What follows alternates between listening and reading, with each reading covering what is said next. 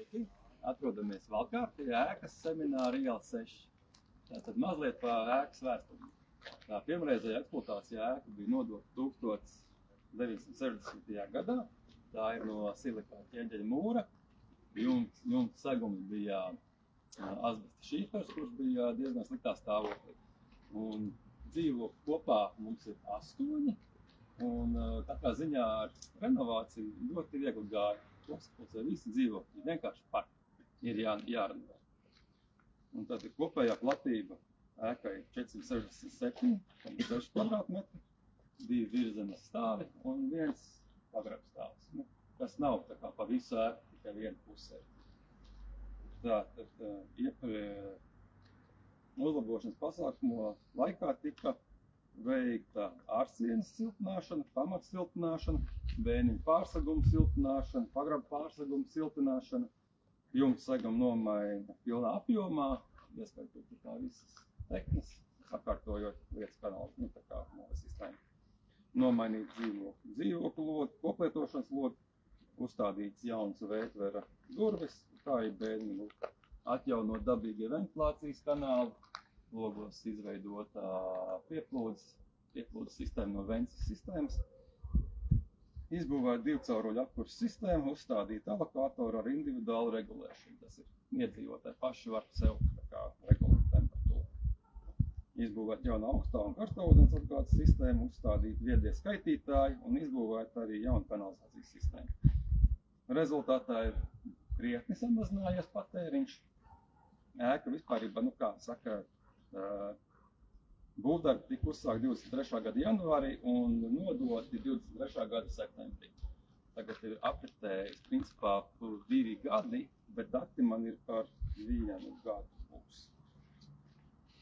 Tad pieņemsim, ja no 22. gada augusta līdz 23. gada jūlijam siltumenerģijas patēriņš ēkā bija 71,191 MWh, tad no 24. gada augusta līdz 25. gada jūlijam tie bija 25,334 MW pēc renovācijas.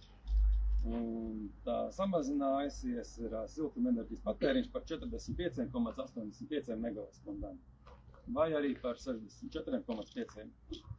Tas varētu teikt tā kā 2,8 reizes. Projekta kopējās izmaksas sastādīja 233 403 eiro, no kuriem 50% finansēja Altums. Eiropas Savienībā. Finansējums bija 116 700 eiro. Kredīts ēkai ņemts ir uz 20 gadiem un orientējoši maksa par dzīvokļu 1 kvadrātmetru sastāda €77. Ko renovācijas laikā darījāt ar siltumapgādes sistēmu? Siltumapgādes sistēmā tika pārbūvēti stāvvadi, uzstādīti jauni radiatori ar alokatoriem. Mezglā katrā ziņā tā mezglas netika mainīts. Un NCC ēkas pagaida pirmreizējā energosertifikāta pirms vispār projektu izstrādāja, uzrādīja F klasi ar 188 novērtējumu. Bet pēc renovācijas apkurs rādītājs samazinājās uz 54. Atbilstīgām B klasēm. Jautājumi?